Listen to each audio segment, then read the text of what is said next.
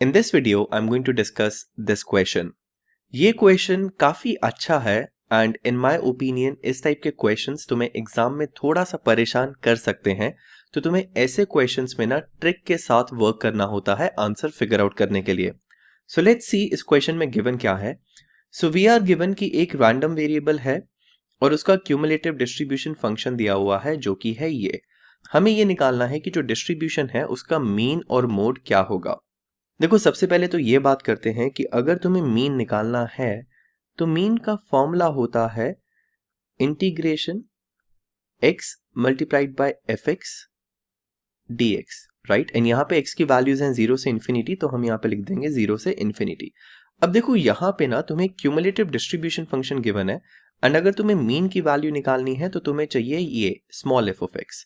सो सबसे पहले तो हमें ये करना है, हमें इस कैपिटल एफ ऑफ एक्स की नॉलेज को यूज करके कहीं से स्मॉल एफ ऑफ एक्स को फिगर आउट करना है ताकि हम एक्सपेक्टेड वैल्यू ऑफ एक्स को निकाल पाए। सो तुम्हें तुम्हारे बेसिक से पता होगा कि कैपिटल एफ ऑफ एक्स में and small F of x में ये रिलेशनशिप होता है कि अगर तुम्हें यहां से यहां जाना है तो तुम डिफरेंशिएशन कर सकते हो। सो अगर तुम कैपिटल एफ ऑफ एक्स को डिफरेंशिएट करोगे तो तुम्हें स्मॉल एफ ऑफ एक्स मिल जाएगा, ओके। एंड अगर यहां से यहां जाना है तो हम करते हैं इंटीग्रेशन, ओके। सो इस पर्टिकुलर केस में हमें capital F of x given है और हमें निकालना है स्मॉल एफ ऑफ एक्स, तो हम यूज करेंगे डिफरेंशिएशन को। सो अगर मैं डिफरेंशिएट करूं कैपिटल एफ ऑफ एक्स को तो मुझे मिल जाएगा स्मॉल एफ ऑफ एक्स, जिसको देन यूज करके मैं एक्सपेक्टेड वैल्यू ऑफ एक्स को निकालने की कोशिश कर सकता हूं। सो फाइंड करते हैं स्मॉल एफ ऑफ एक्स को। सो अगर मैं डिफरेंशिएट करूं इसको, सो 1 का डिफरेंशिएशन हो जाएगा 0 माइनस, अब देखो e raise to the power minus x का जो डिफरेंशिएशन होता है वो होता है minus e raise to the power minus X, okay. So यहां पे मैं लिख दूंगा minus e raise to the power minus X, okay.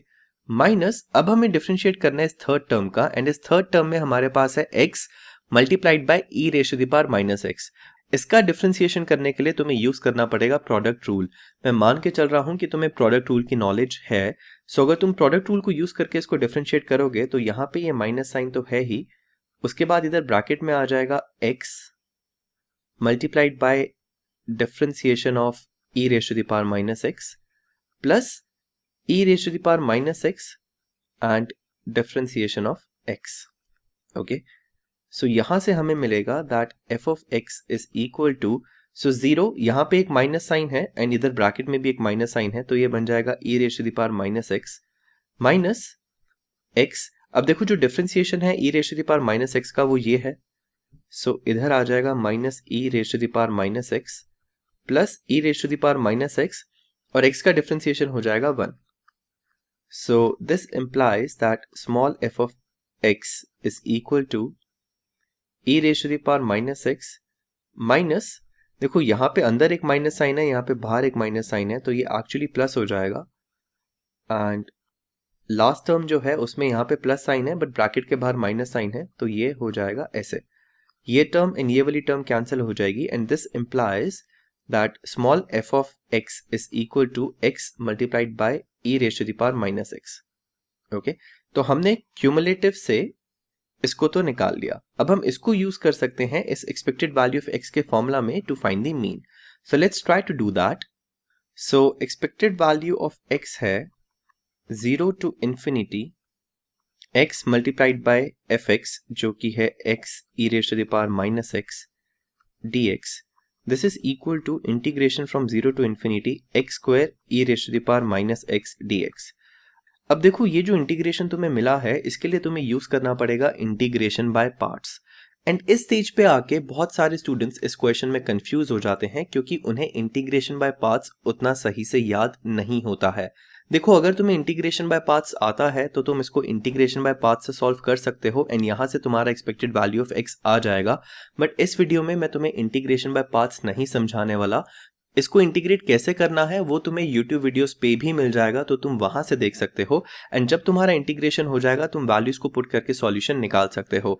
अब देखो अगर एग्जाम पर्सपेक्टिव से सोचा जाए तो मैं मान के चल रहा हूं कि एग्जाम हॉल में बहुत सारे स्टूडेंट्स ना इस स्टेप से आगे बढ़ ही नहीं पाएंगे, okay, but that doesn't mean कि तुम इस क्वेश्चन को छोड़ दोगे।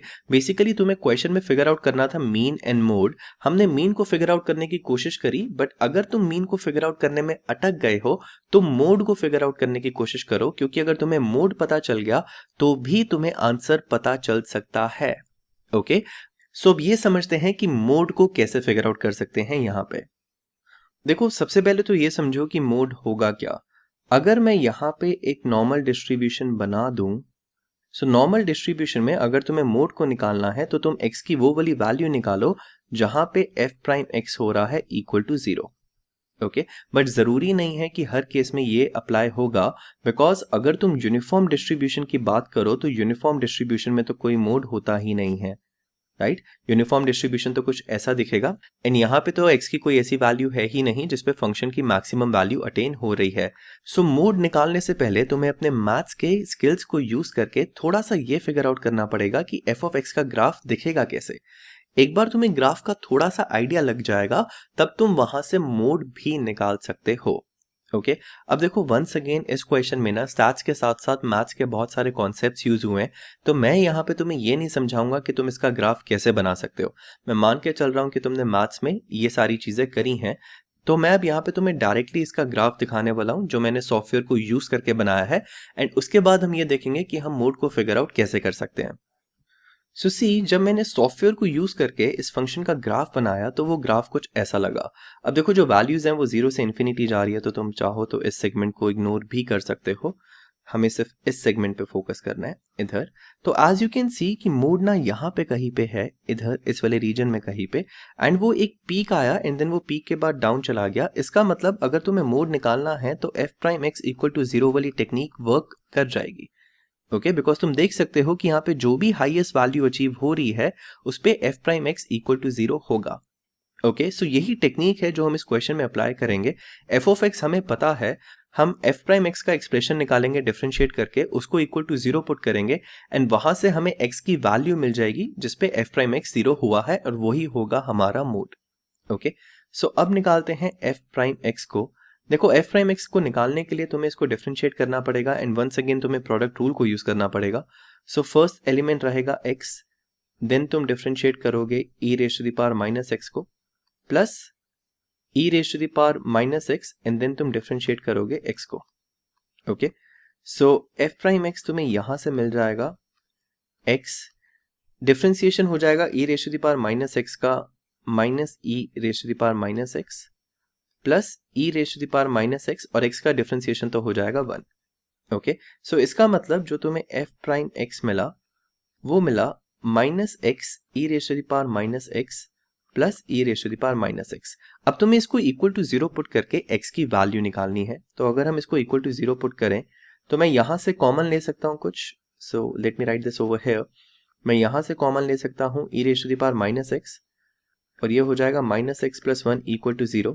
सो यहां से ना अब तुम्हें दो केसेस मिलेंगे, या फिर तो होगा e raise to the power minus x 0, या फिर होगा minus x plus 1 0 which implies x equal to 1। Okay, अब देखो अगर e raise to the power minus x जो है वो 0 हुआ तो इसका मतलब ये है 1 divided by e raise to the power x 0 है, एंड अगर 1 divided by e raise to the power x को 0 करना है इसका मतलब x जो है वो होगा इन्फिनिटी।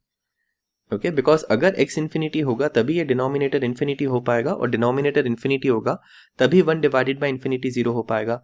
तो एक तो पॉइंट आ गया x इक्वल टू इन्फिनिटी और एक पॉइंट आ गया x इक्वल टू 1। सो इन दो पॉइंट्स पे तुम्हारा जो f प्राइम x है वो हो रहा है इक्वल टू 0।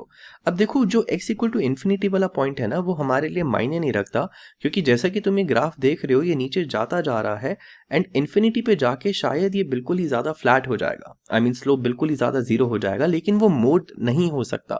ओके, सो इस केस में जो मोड है वो है x इक्वल टू 1 पे। ओके, सो ये जो वैल्यू है इधर, आई गेस ये वाली वैल्यू है 1 और ये वाला पॉइंट है तुम्हारा मोड का। एंड यहाँ पे तुम्हें एक ही ऐसा ऑप्शन दिख रहा है जिसमें मोड इक्वल टू 1 का ऑप्शन है। That means this. सो इस वाले क्वेश्चन में हमने मीन नहीं निकाला। अगर तुम इंटीग्रेशन बाय पार्ट्स से उसको कंप्लीटली सॉल्व कर लोगे, जो मैंने एक्सप्रेशन पहले लिखा था, तो तुम्हारा वहां से मीन आ जाएगा 2 का। बट हमने मोड को निकाल के इस क्वेश्चन को सॉल्व कर लिया कि जो राइट आंसर है वो होना चाहिए पार्ट नंबर बी। ओके, सो सी एग्जाम में ना तुम्हें ऐसे कुछ टेढ़े मेढ़े क्वेश्चंस मिल सकते हैं। सो देखो, इस चीज का एग्जाम में ध्यान रखना कि तुम्हारे पास 4 पाथ्स गिवन होंगे, तो ऐसा जरूरी नहीं है कि तुम्हें क्वेश्चन को पूरा ही सॉल्व करना है। तुम एलिमिनेशन स्ट्रैटेजी लगा के भी कुछ ऑप्शंस को एलिमिनेट कर सकते हो, जहां से तुम्हें तुम्हारा आंसर पता चल सकता है। इससे तुम्हारा थोड़ा सा टाइम भी बच जाएगा। Okay, so that's it for this video.